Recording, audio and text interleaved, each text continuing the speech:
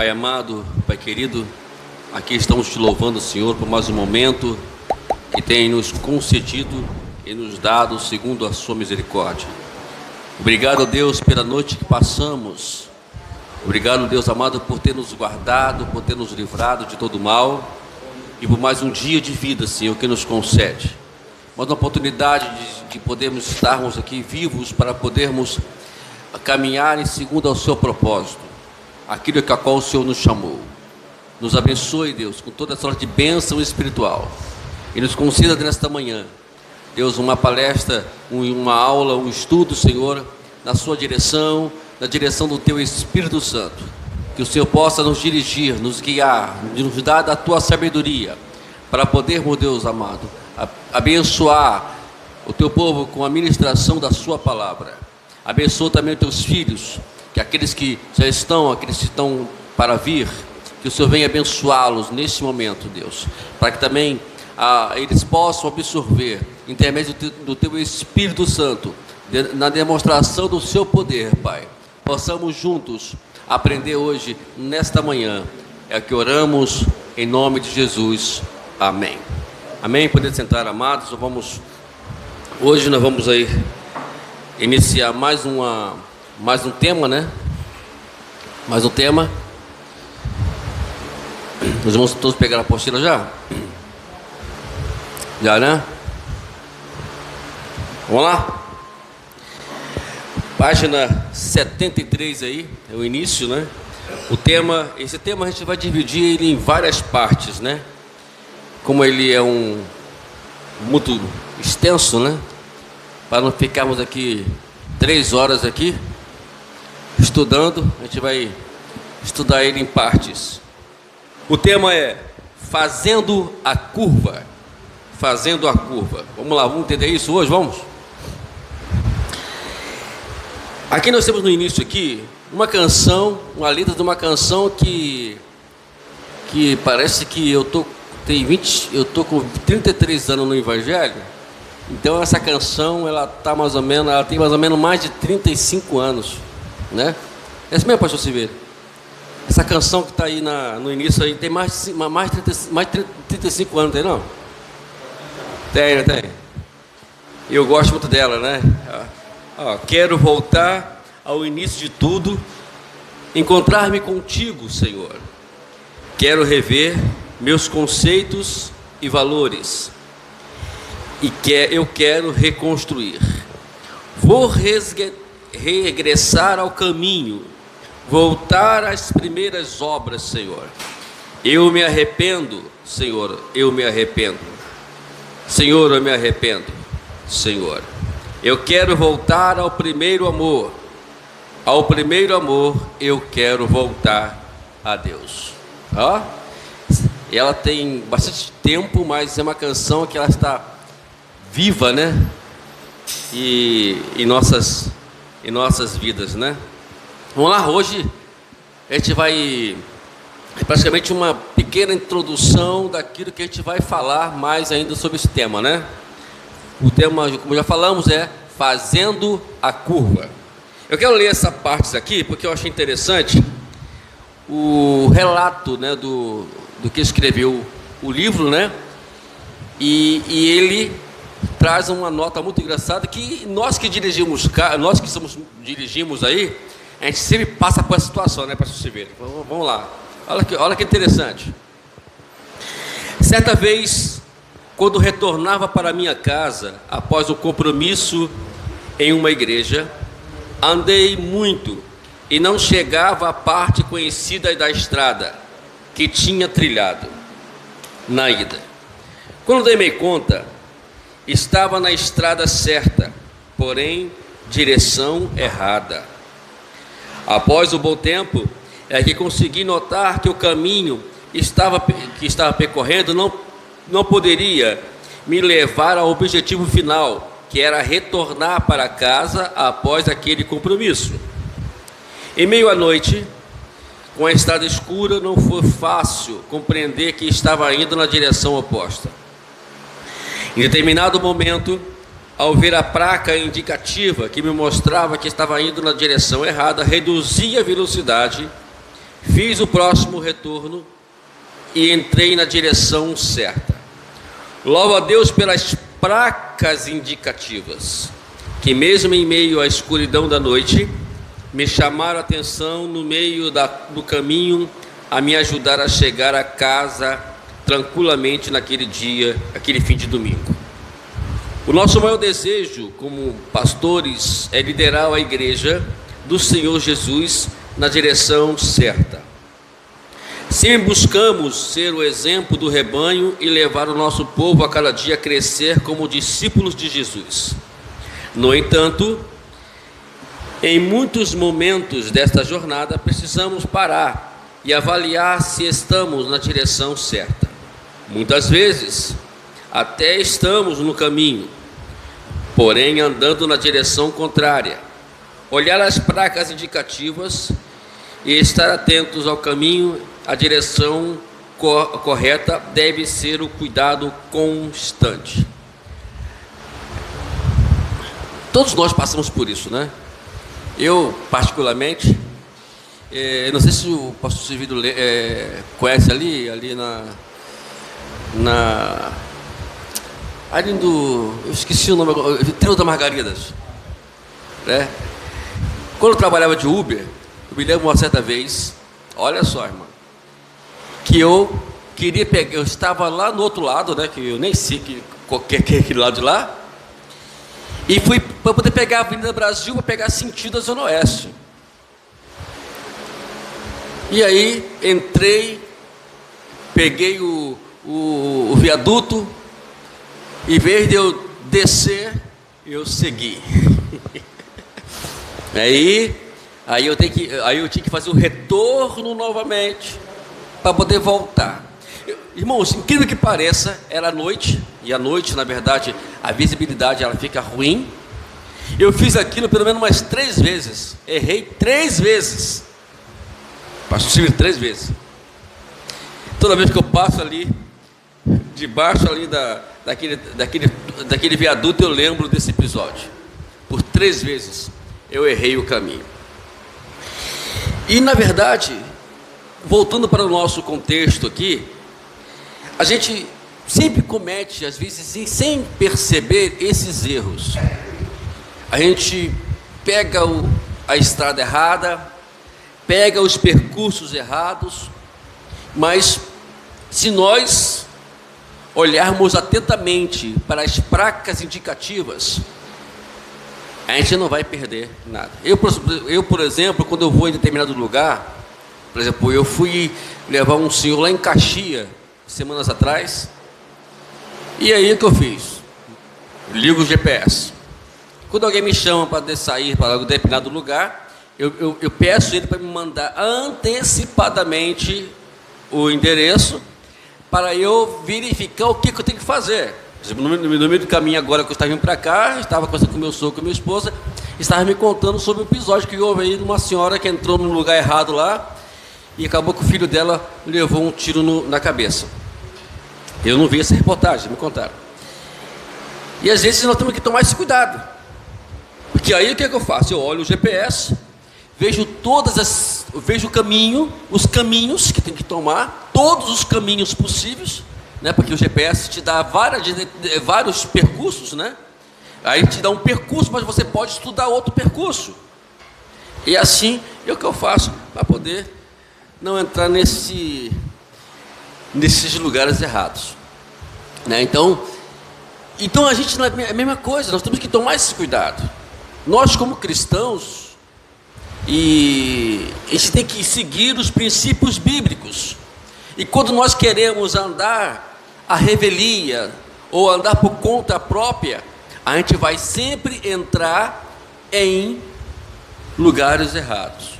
É por isso que às vezes muitas igrejas não conseguem atingir o seu objetivo e o propósito que Deus criou para a igreja. Eu vou lembrar que eu sempre falei aqui nas aulas anteriores. Lembra de uma coisa: princípios, eles são iguais em qualquer lugar. Liturgias, costumes, eles são feito particularmente. O pastor Servílio tem uma liturgia, uma forma de fazer o seu culto.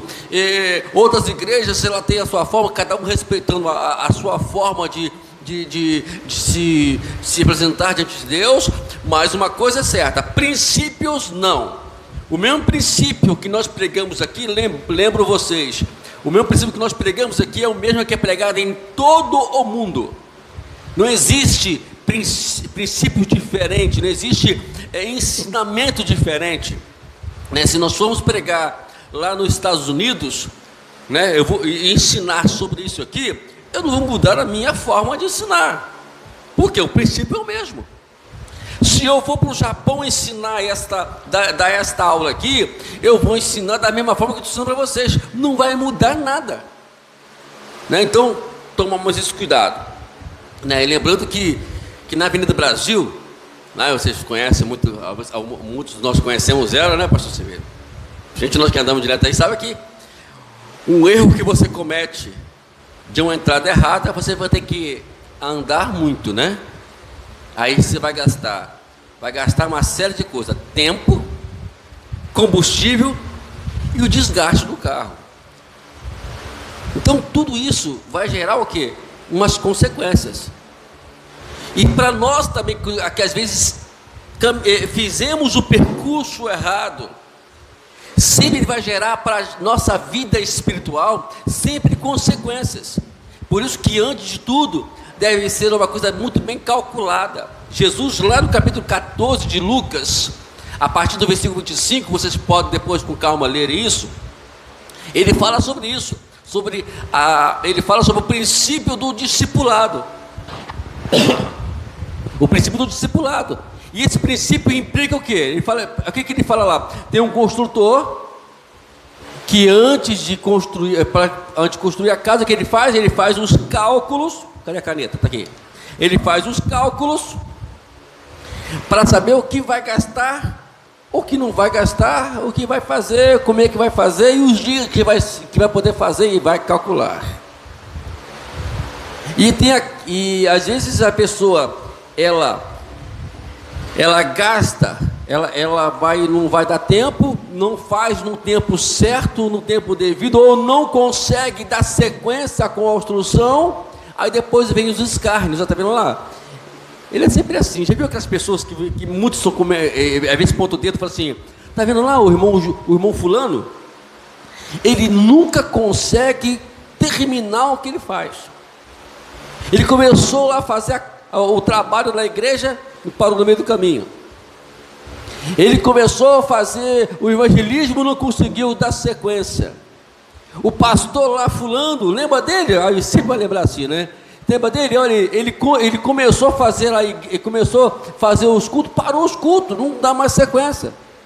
Porque as pessoas não calculam, porque antes de você fazer alguma coisa para o reino de Deus, você tem que calcular se você vai poder terminar.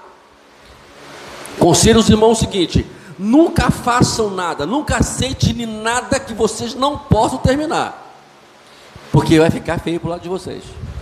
Vocês vão sempre ser colocados, taxados com aquelas pessoas que nunca conseguem terminar o que Deus colocou em suas mãos. Eu tenho esse problema, né?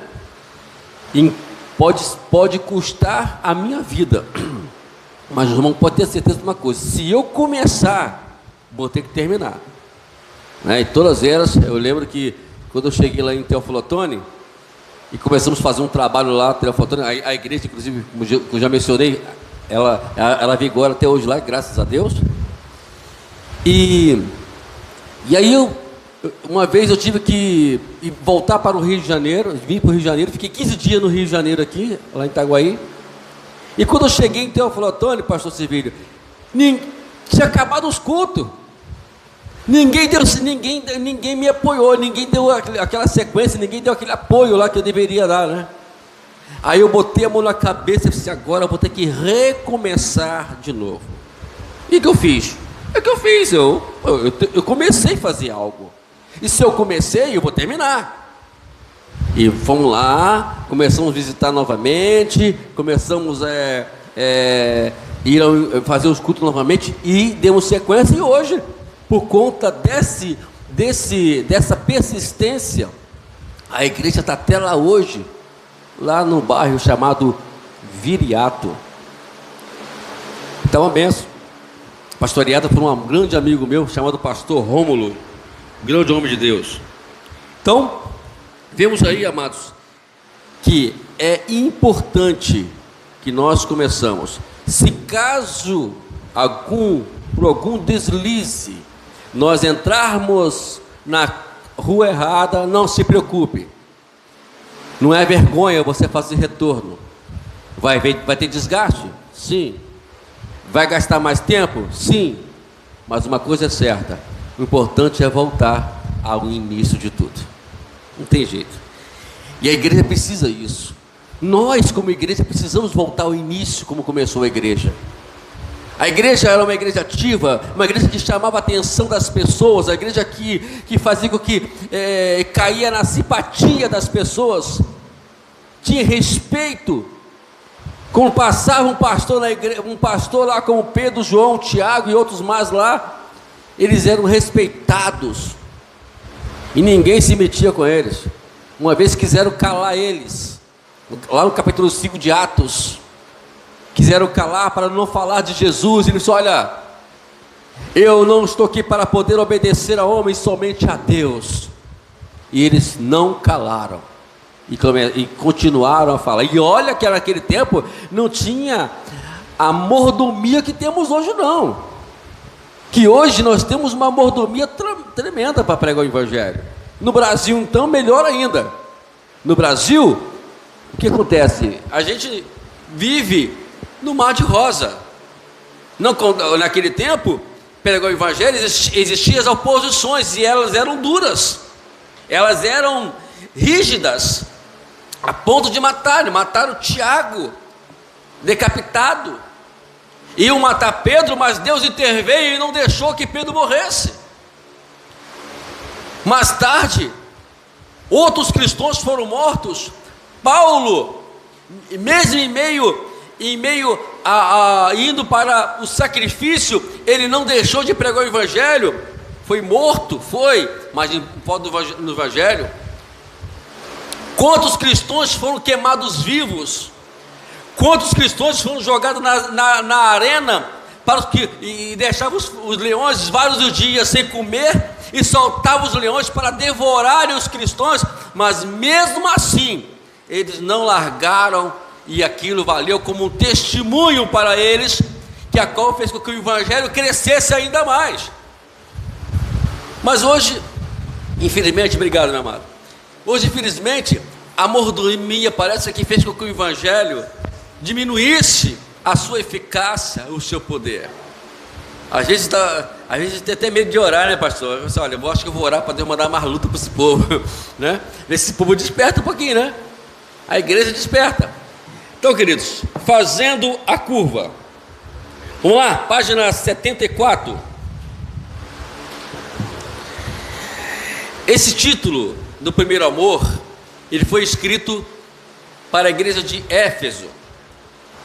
Éfeso, na verdade, era uma cidade que tinha mais ou menos ali de 250 a 500 mil habitantes. Cidade grande, né? Ali tinha a deusa Diana Artemis como padroeira dela, como deusa da cidade. E vimos que esse povo começou até bem. Não tem aquela coisa?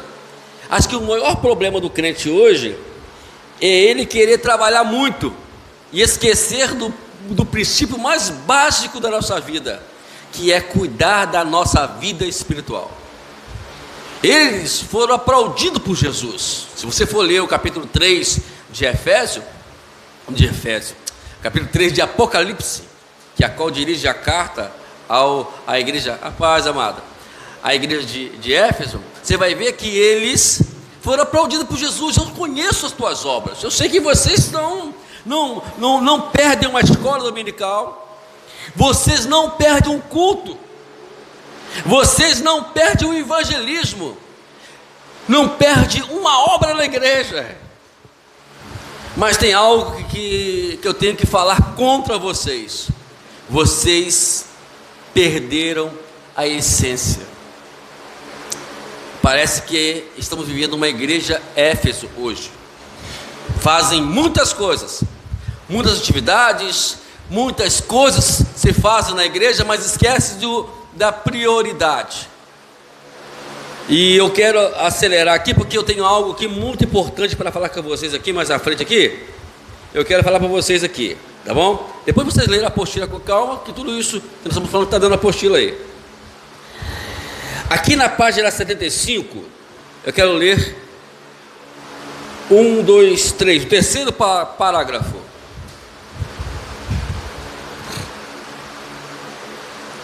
Acharam aí o terceiro parágrafo? Vamos lá. Talvez muitos dos fundadores da igreja já tiveram morrido e a maioria dos crentes da segunda geração houvesse perdido o zelo por Deus. O cenário era que os membros daquela igreja faziam muitas coisas, estavam muito ocupados, mas havia perdido a essência do amor cristão. Por isso, Jesus completa com o versículo 5: lembre-se do quanto vocês caíram e arrependam dos seus pecados e façam o que faziam no princípio. Essa é uma mensagem muito relevante para os nossos dias. Tenho convicção de que vivemos em igrejas muito parecidas com a de Éfeso, marcada pelo labor, pela perseverança, pelo extremo cuidado pela palavra de Deus, mas que muitas vezes tem demonstrado sinais de perda do primeiro amor.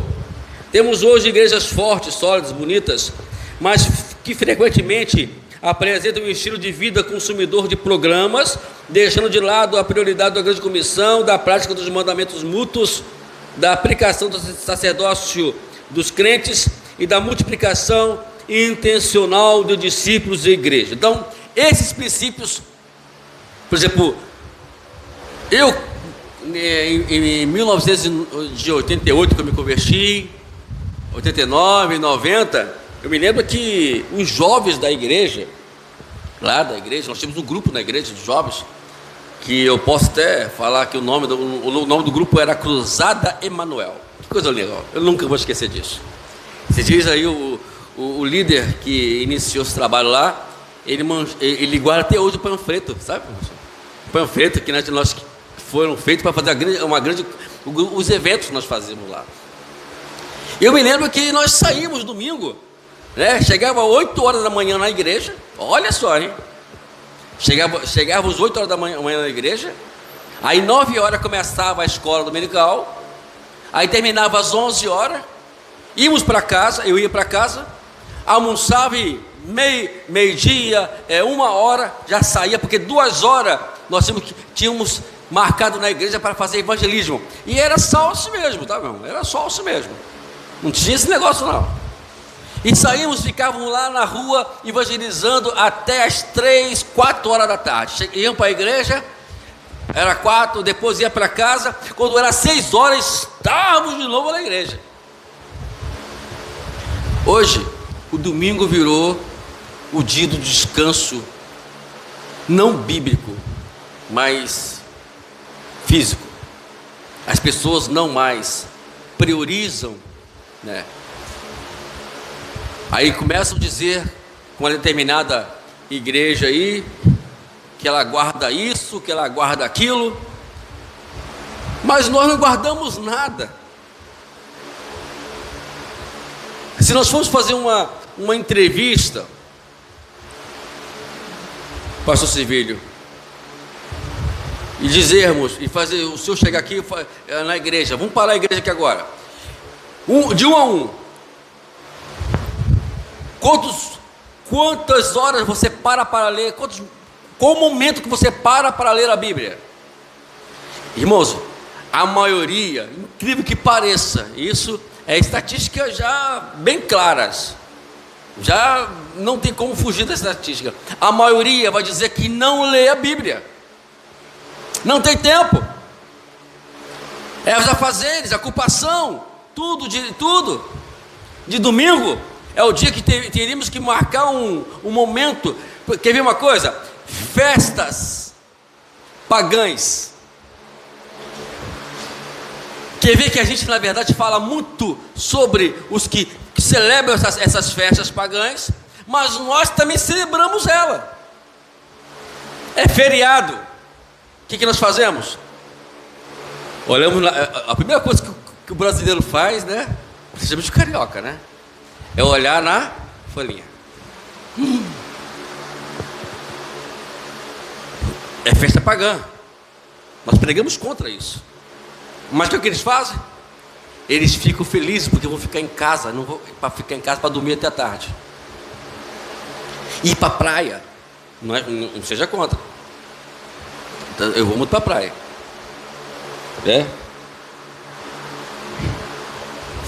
Querem passear. Nesses dias, se nós formos fazer uma avaliação de princípios da Bíblia, nesses dias nós devemos estar na rua evangelizando. E não celebrando o feriado. O feriado não é nosso. Nós pregamos contra isso, mas pregamos contra esses eventos, mas nós mesmos estamos compactuando com eles. E como é que você quer? Como é que nós queremos que Deus abençoe uma igreja assim? Como é que nós queremos que Deus mande o seu poder na igreja? Vamos olhar, será que a igreja primitiva, ela fazia isso? Bom, pelo que nós estudamos, o pouco que nós estudamos no livro de Atos dos Apóstolos, eles eram contra essas coisas. Tanto que Paulo, quando chega lá em Éfeso, em Atenas, quando ele chega em Atenas, ele vê lá o templo ateniense cheio de deuses. Devia ser feriado aquele dia, né? Mas Paulo, o que ele faz? Ele começa a olhar para cada um deles. Aí ele vê que um deles estava escrito assim: o Deus desconhecido. Paulo não perde tempo. Ele vai começar a pregar justamente sobre esse Deus desconhecido. Não que ele pregava sobre alguma coisa, sobre estátua ou sobre ídolos, não. Ele estava pregando, ele estava utilizando o momento, a circunstância, para falar sobre o Deus conhecido. Celebram Jesus morto aí fora. Nós, na verdade, nós sabemos que Jesus morreu, mas estamos aplaudindo porque é feriado. E aí acontece com a gente, amados. Queremos pedir o poder de Deus. Queremos pedir a glória de Deus sobre nós, mas nós estamos compactuando com essas coisas. A grande comissão, praticar o grande mandamento, o sacerdócio universal. Hoje em dia não precisa de ninguém para interceder por você. Não, amados. O pastor Severino está aqui só para poder administrar a vida de vocês.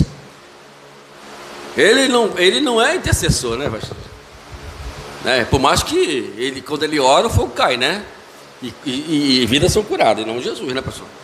Mas que aconteça isso, mas ele não é o cara, né? O que vai resolver o seu problema. A Bíblia fala que o véu do templo se rasgou de alto a baixo, para que todos nós viemos ter acesso a Deus, independente. E Jesus veio para isso mesmo. Bom, vamos lá, vamos pular nossa página aqui. Na página 76, temos aqui os 4 princípios da implementação da visão da igreja multiplicadora. É o que nós vamos falar durante esses dias agora. Aí, a partir de agora, a gente vai falar sobre um hoje. Aí a gente vai falar sobre os demais a partir de semana que vem, né? Daqui 15 dias, né? A gente vai começar a falar. Vamos lá. Estamos daqui a setinha. Começa o quê? Princípio, visão, estratégia e estrutura. Então você observa que a estrutura, ela está em último lugar. Quem é o primeiro lugar? Está vendo aí? Sem princípio não tem como conseguir nada. Se nós não colocarmos os princípios ativos nas nossas vidas, tudo que viemos a fazer não vai valer em nada. Vai apenas ser um programa, mais um que a gente vai fazer na igreja, que é apenas... Quer ver uma coisa que eu sou... Irmãos, eu vou ser sincero aqui, eu estou meio mordido com essas coisas. Me perdoe aqui, meu desabafo hoje. fazem festa na igreja. Pastor, me perdoe, eu sei que talvez ele vai nem me chamar, ele vai nem mandar o seu bem, mas não, pastor Wagner. Mas não te falar, isso aqui é muito importante. Deus colocou, eu estou impulsionando e falando, olha, tem festa na igreja. Aí a igreja enche. Porque a igreja do amigo veio, do pastor amigo veio, e ficamos todos felizes. Mas é motivo de felicidade isso, amados? O objetivo, qual é o objetivo da festa? Programas, a gente fica feliz porque a igreja encheu. Tudo bem, eu fico feliz porque quando eu vou fazer aniversário, né? E quando alguém vai para a festa do meu aniversário, é claro que eu fico feliz. Mas olhando para o sentido bíblico, nós tínhamos o quê? Que pegar e trazer pessoas pecadoras para ouvir o Evangelho. Esse era o nosso objetivo. Agora, concentração, aí é outra coisa, você está se concentrando no lugar, como fosse um congresso, para poder todos juntos, como fôssemos, o que? Receber... Não, receber, abastecer a vida espiritual. Aí tudo bem. Agora, congresso, festa, a gente não pode achar que porque o que acontece? No final qual foi a contabilidade? Teve almas? Não. Então, ela não foi tão boa como deveria ser. Queridos, como é que nós vamos julgar uma igreja que está dentro do princípio bíblico ou não? A pergunta simples: quantos batismos você fez no ano? Nós, pastor, temos que se preocupar com isso. Bom, eu só tive um batismo durante o ano. Peraí, está alguma coisa errada. Negativo, um batismo durante o ano, não. Tem que ter mais.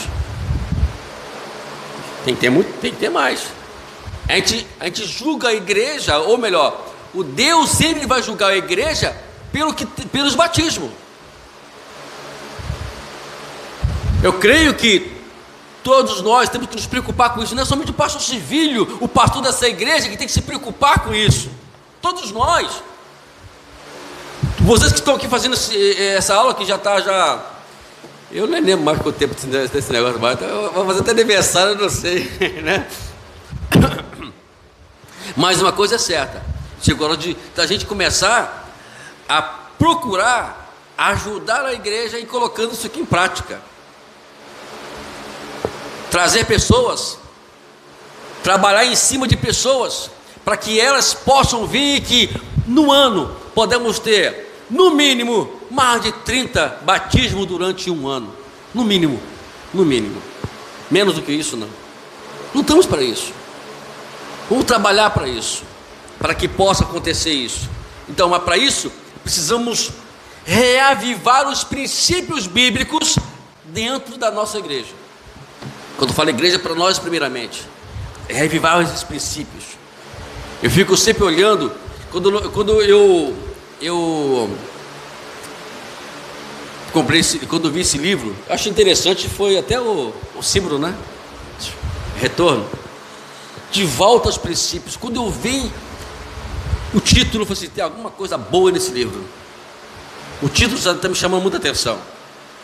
Aí eu comprei ele, gravei já no canal Ministério Opa alguns vídeos dele, todos os vídeos dele, né? E nós vimos a importância que tem esse estudo. Vamos lá? Aqui na página 77 diz o seguinte: fazer da comissão o centro da nossa missão é o ponto de convergência de todos os princípios neotestamentários e de todos os princípios neotestamentários. É fundamental para um movimento de retorno sem acidente. Porque é aquele negócio, irmãos, quando você vai fazer o retorno, você entrou na contramão, às vezes. Pode acontecer isso. Tem que tomar cuidado. O que o autor ele fez quando ele percebeu que estava no lugar errado e viu a sinalização? Ele fez o quê? reduziu a velocidade. Então, vamos parar um pouquinho. Eu tenho uma pessoa, a minha copiloto, pastor Severino, na verdade eu nem olho para a placa mais, né? Porque eu tenho uma copiloto que vai falar assim: olha, velocidade, só tem que 80, é 70. Aí ela, às vezes ela essa minha copiloto é tão assim rígida, né? Que tem um retorno que é 60, quer que eu ando numa via 60, né? Não tem como. Aí eu falei assim: não, meu filho, isso aqui é para entrar, 60 é para entrar, não é para poder andar aqui tem que continuar aqui, né? Mas as placas, elas são para isso. E nós temos placas indicativas da nossa vida, para nós fazermos alguma coisa, para melhorarmos alguma coisa. Queridos irmãos, no século XVI, a igreja estava na perdição. Ela tinha se misturado com a política, com os ídolos, uma série de coisas.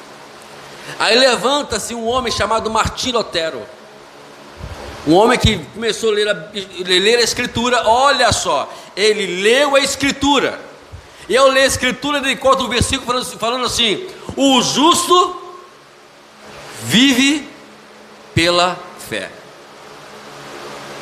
E aí ele falou assim: como é que funciona isso? Está vendo como é que a gente investiga? Nós temos que ser investigadores da Bíblia.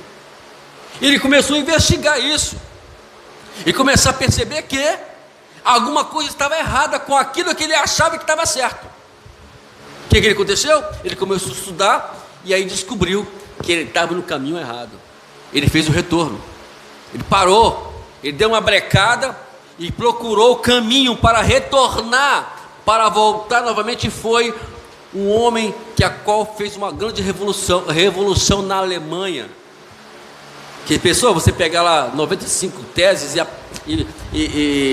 e lá naquele templo de Wittenberg, né, pastor Silveira? E botar lá para todo mundo ler, e botar sua cara tapa ainda por cima. Nós precisamos disso, né? Esses dias atrás, né, a gente estava observando algumas coisas, né? Porque eu particularmente, irmãos, eu não sou contra Natal. Natal, que eu vejo, é uma oportunidade para a família se reunir.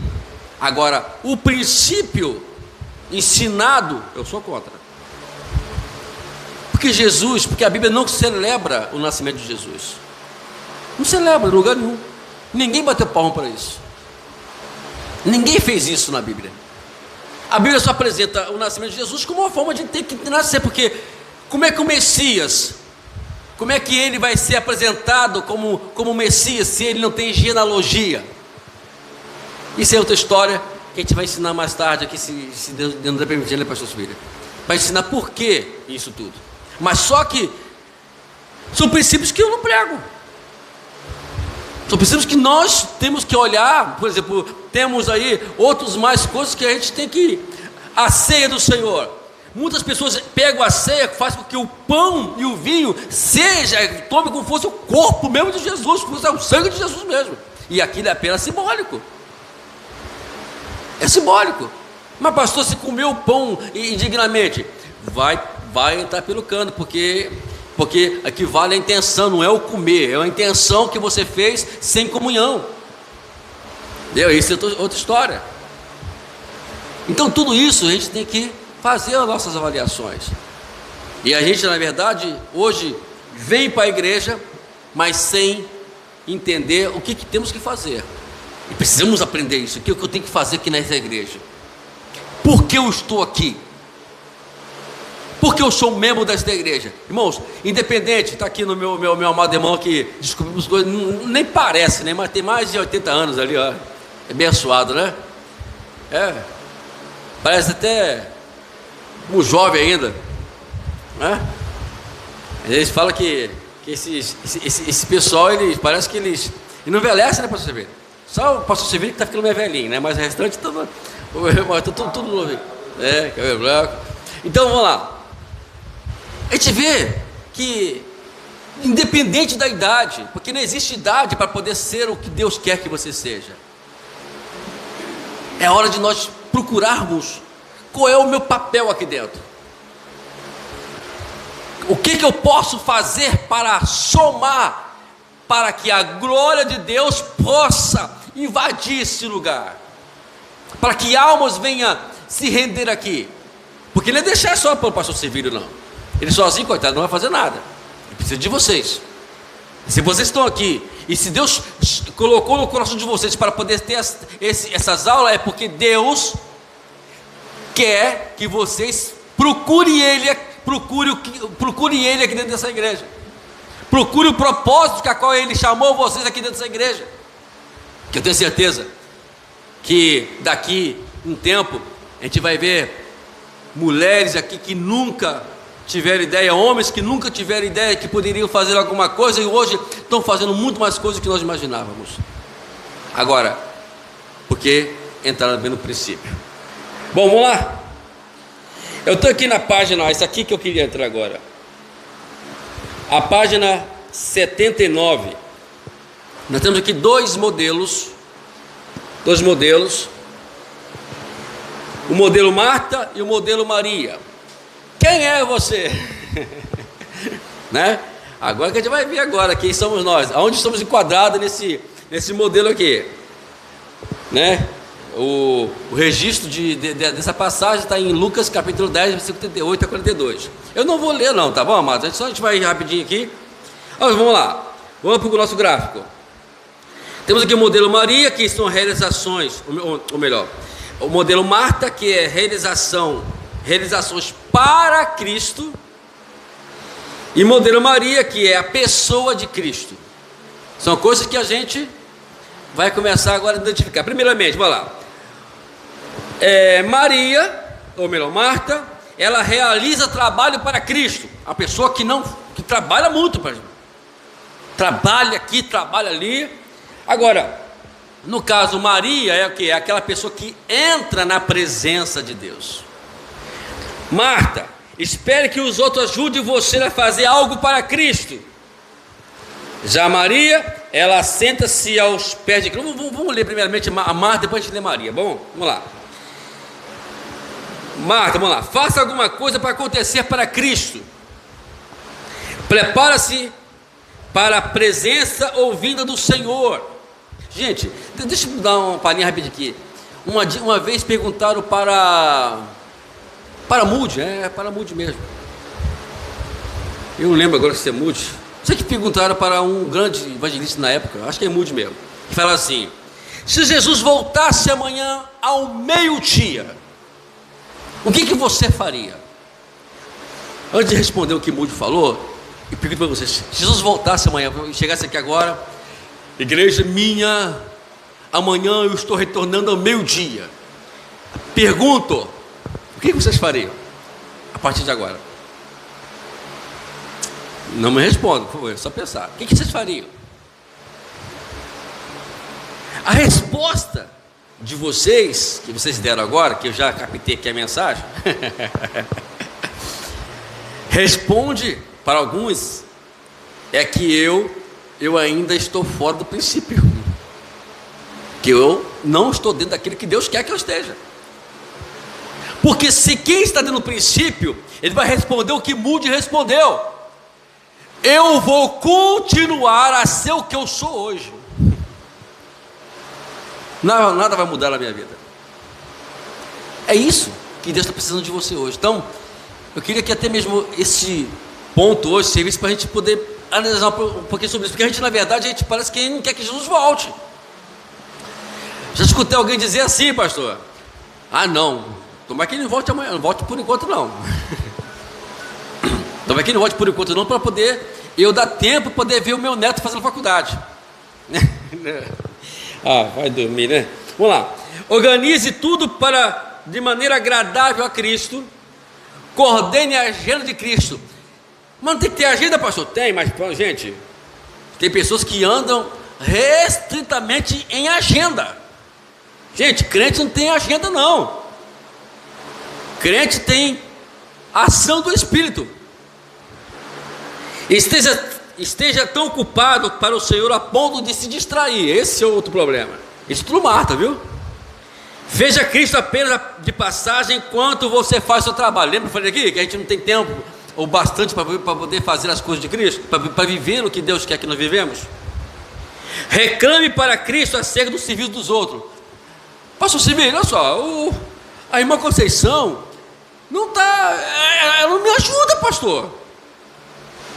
Não que aqui tenha isso, eu estou falando em tese, tá, irmão? Aqui ninguém reclama disso, pastor Silvio, né? Olha só, eu cheguei cedo aqui, mas o irmão Jorge até agora não chegou, pastor Silvio. Tem que ver isso aí. Quando alguém faz esse tipo de reclamação, ele é uma Marta na vida.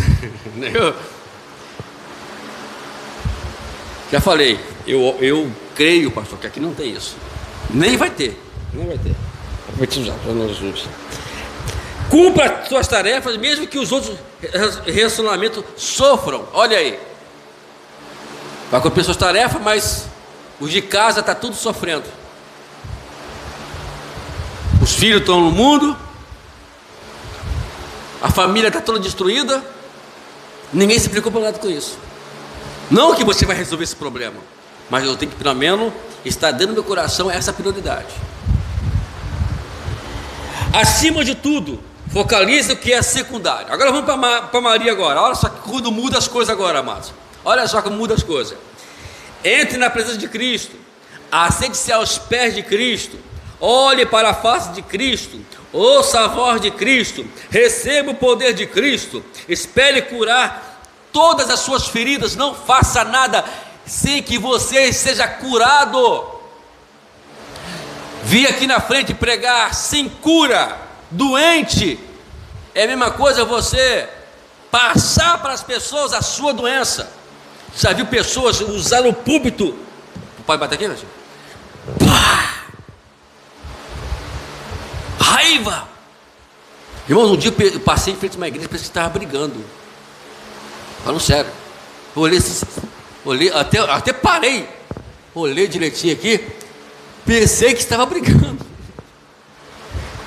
O pastor amigo meu já apareceu, já estava com o Senhor, ele falou, ele viu que a igreja estava fria, né? A igreja não estava dando glória. Bom, todo mundo de castigo, meia hora de ver. Eu falei, meu Deus do céu, agora, irmãos, eu vou terminar já. Deixa eu falar aqui um negócio aqui. Eu fui numa igreja uma vez, depois eu chamei a atenção da irmã. Olha, nunca mais me traga numa igreja assim, pelo amor de Jesus. Senão eu coloco você no banco. Você me numa vez numa situação igual essa aqui. Aí fui na igreja. Aí tal, começou o culto. Aí começou a pregação. Aí me lembrou isso agora, pastor. Aí começou a falar, falou um caminhão de bobagem. Primeiramente. Aí eu tô lá assim, isso não vai dar bem. Não vai dar bem. A gente tem discernimento quando a coisa não está boa. Aí ele começou a falar, é porque eu chamei o meu fulano para vir eu pregar e não veio. Eu chamei o outro fulano para vir, ele não veio. Ah, falei para outra pessoa e não veio. Eu me sentia, desculpe a expressão, isso vai para a internet, mas eu tenho que falar isso aqui. Eu me senti o cocô do cavalo pisado. Irmãos, eu abaixei minha cabeça e falei, misericórdia, Jesus. Eu pensei que tinha ouvido tudo isso, tinha ouvido muita coisa na minha vida, mas essa hoje foi inédita. Tem bichos assim, amados. E quando eles não pegam, falta pegar no colarinho das pessoas e dar glória, né? E não pode fazer isso, mas aqui em cima eles fazem. Ué, eu estou ouvindo glória, cadê? Já viu aquele jargão que usam? Eu vou repetir de novo, parece que você não entendeu. Já ouviram isso já? Você não está entendendo, né? Gente, é cada coisa.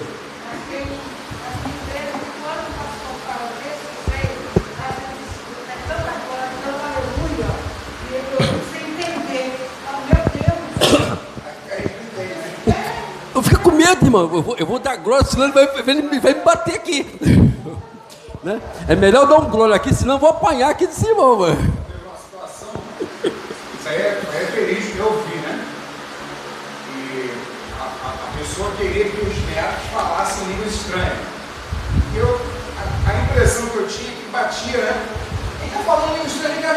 batia no peito da criança, cara.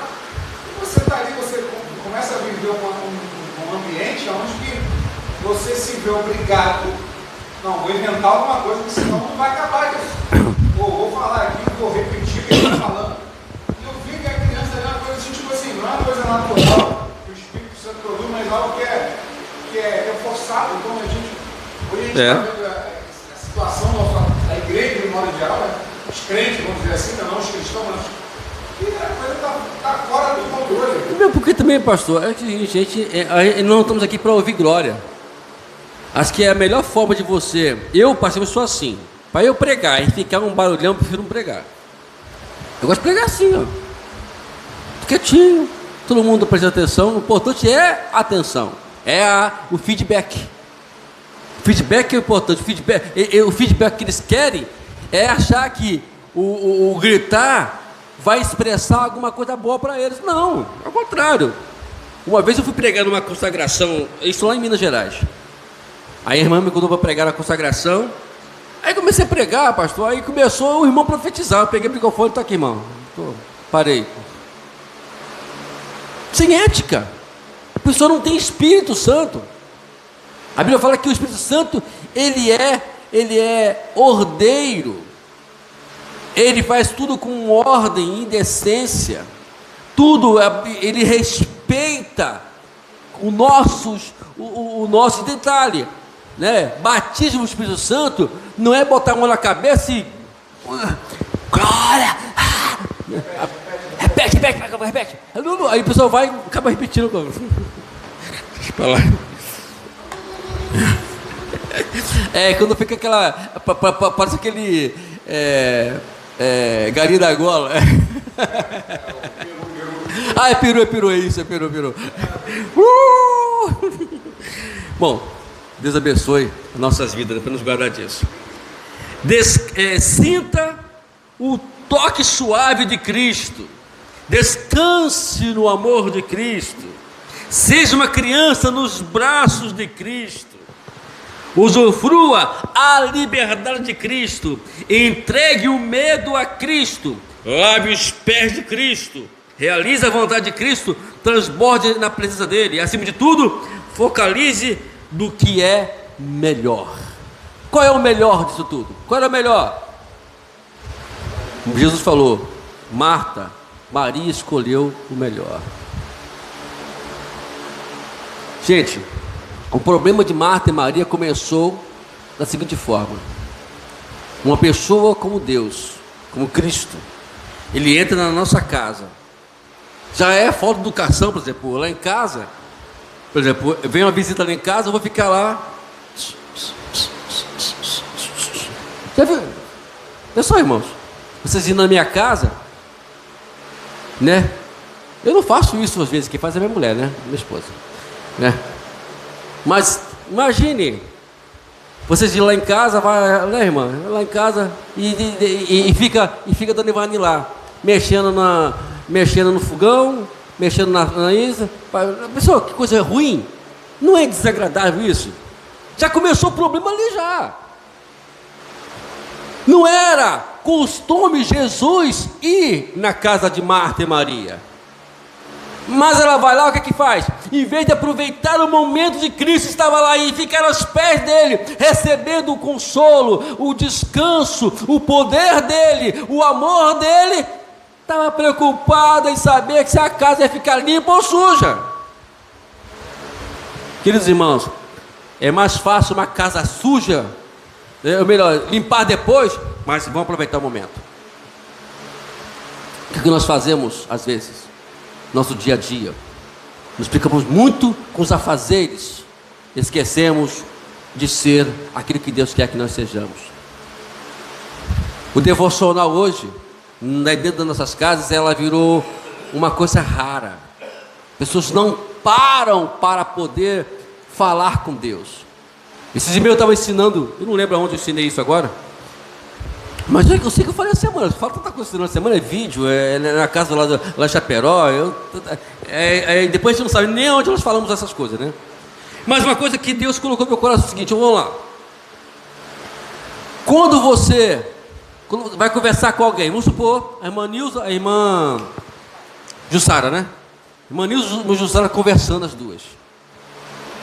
Imagine agora, mano, eu não estou usando só exemplo só, tá? Em tese. Aí a irmã Jussara está falando com a irmã Nilza está lá. Ah, pode falar, irmã, pode falar. Pode falar, irmã, eu estou escutando. Gente, eu particularmente, depois de terminar, a gente conversa. Não existe isso. E a mesma coisa é conosco, com Deus. A gente, você já viu aquele tipo de oração? A oração hoje mais ou menos é assim. Meu Pai, meu Deus querido, estou aqui no... Fala, pô, amém. Levanta e vai fazer o que tem que fazer. Não, queridos. Você falou com Deus, não falou? Agora vamos parar um pouquinho. Agora é o Senhor que vai falar comigo. Só saio daqui depois que o Senhor falar comigo. Eu quero ouvir a sua voz.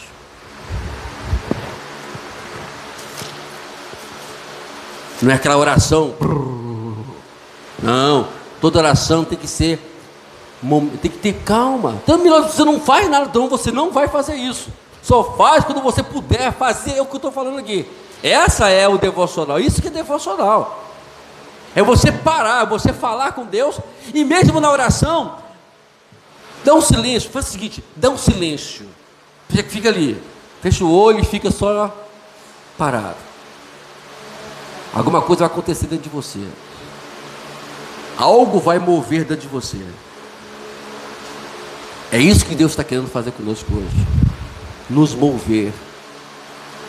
Então, o que acontece às vezes, e a maioria das vezes é assim, né? Ah, Senhor Deus, aí ora, levantou, né? Até mesmo no carro, né? Às vezes quando, pastor, que legal. É, Senhor. É assim. Às vezes eu sozinho dentro do carro, converso igual um maluco dentro do carro. Não, eu converso. Estou dirigindo, estou conversando com Deus. E Deus sempre está nos dando aquela palavra no nosso coração. Então vamos lá. Para terminar, princípios, página 80.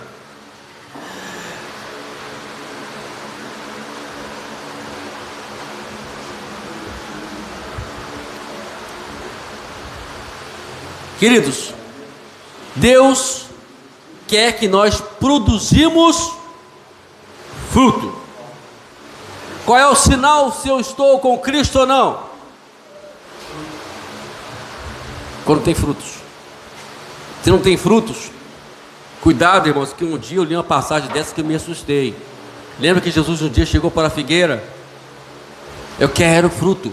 E a figueira não deu. Aí perguntaram, mas Senhor, está fora do tempo. Será que Jesus não sabe o que é estação de tempo, não? Alguém perguntou isso para ele. Só faltou jogar na cara, Senhor, o Senhor não sabe o que é estação de tempo, não, Senhor?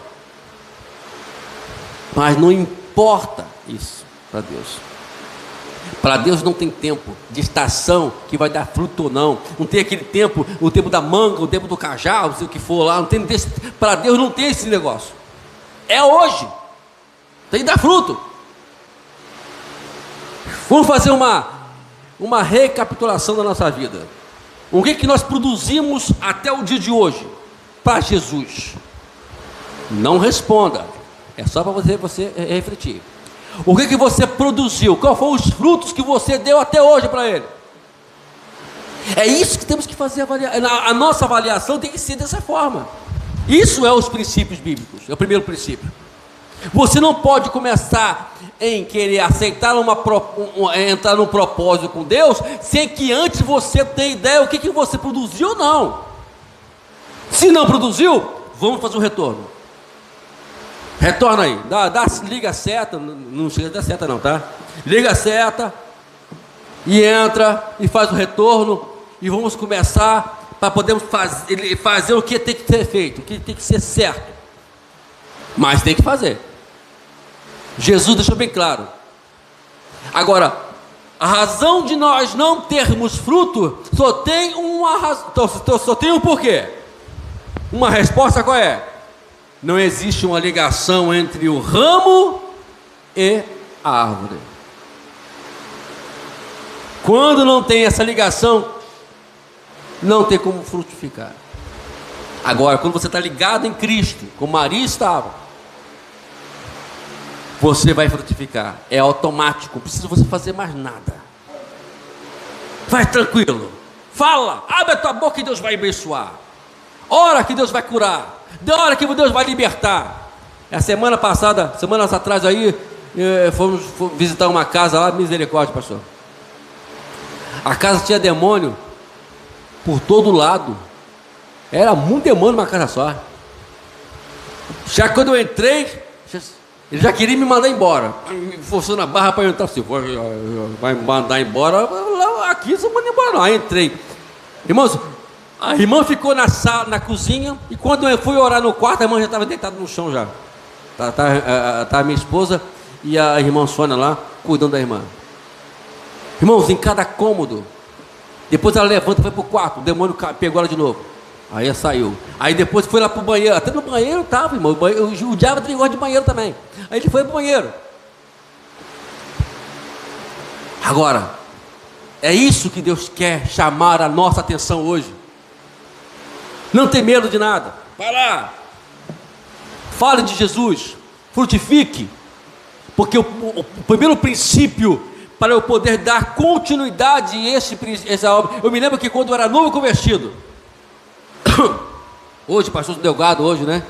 Ele chegou para mim e falou assim: Wagner, olha para esse enfermo aí. O irmão estava no hospital com a perna toda ferida e os médicos já tinham dado o laudo. Vai ter que imputar. E aí ele falou assim: olha aí, Wagner, primeira oração que eu fiz na minha vida, Deus curou a perna do homem. Aí de lá para cá eu falei assim: rapaz, o negócio é bom mesmo, Jesus ele opera. Então faça experiência com ele. Se conhece alguém que está enfermo, não precisa passar, faça experiência. Não chame o pastor Servilho. Pastor, você me permite falar isso? Se ele vai me bater, ele é mais forte que eu, né? Tem que vigiar, né, irmão? Né?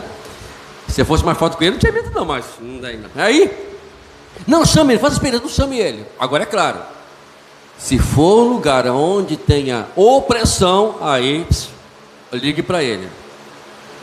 Nunca vão para um lugar onde tem opressão sem falar com o seu líder. Porque um dia, pastor Sevilla, alguém fez isso, se deu mal. Foi lá, depois pastor Wagner, o que foi? Rapaz, eu cheguei lá, fui orar para cá, o demônio olhou para minha cara e começou a rir da minha cara. Mas, meu irmão, como você vai para um lugar assim sem falar comigo, meu irmão? Para eu te instruir como é que você faz, eu tenho que fazer, rapaz. Não é assim que funcionam as coisas, não. Esses lugares não são assim, não, meu irmão. Nunca mais, eu acho que nunca mais entro em casa assim mais, né? Entendeu? Agora, se for um lugar para onde você vai conversar com alguém, onde você vai orar com alguém, faça isso. E antes de você ir, faça como fez Moisés no Salmo 90. Senhor, eu esqueci. Rapaz, deu um banco agora, danado agora, hein? A oração de Moisés, Salmo 90, rapidinho. Olha que eu oro esse negócio todo dia, hein? E hoje esqueci. Quer ver? Tá aqui, ó. Tá. Confirma a tua obra nas minhas mãos. Senhor, eu vou lá agora falar de Jesus para aquela pessoa. Eu vou orar pelaquela pessoa. O Senhor, por favor, confirma esta obra nas minhas mãos. Você orou? Agora deixa o resto com ele. Tá ok? Então esses são os princípios. Aqui nessa página, vocês vão observar, aqui na página aqui tem uns gráficos. Por exemplo, a igreja do Novo Testamento, o que era importante para aquelas igrejas. Aí você pode fazer isso particularmente dentro da sua casa. Qualquer coisinha, se quiserem um auxílio sobre isso aqui, aí vocês peguem o meu contato com o pastor Servilho e pode diretamente falar comigo que a gente vai auxiliar sobre isso aqui, tá bom? Isso aqui são os gráficos para a gente poder, né? A gente colocar em prática o que nós aprendemos aqui. Queridos irmãos, semana que vem, eu sou semana que vem, né? Daqui a 15 dias, estaremos falando sobre outros pontos, né? E vamos falar sobre visão, estratégia e estrutura. Deus abençoe vocês. Que eu espero que eu não fui muito... Hoje eu fui um pouquinho mais chato hoje, né? Hoje eu fui um pouquinho mais chato hoje. Eu fui mais rígido, fui mais chato. Puxei a orelha de alguns, puxei minha orelha. Entendeu? Hoje foi o chamado dia de orelha, né? Para todos nós. Deus abençoe vocês. Tá?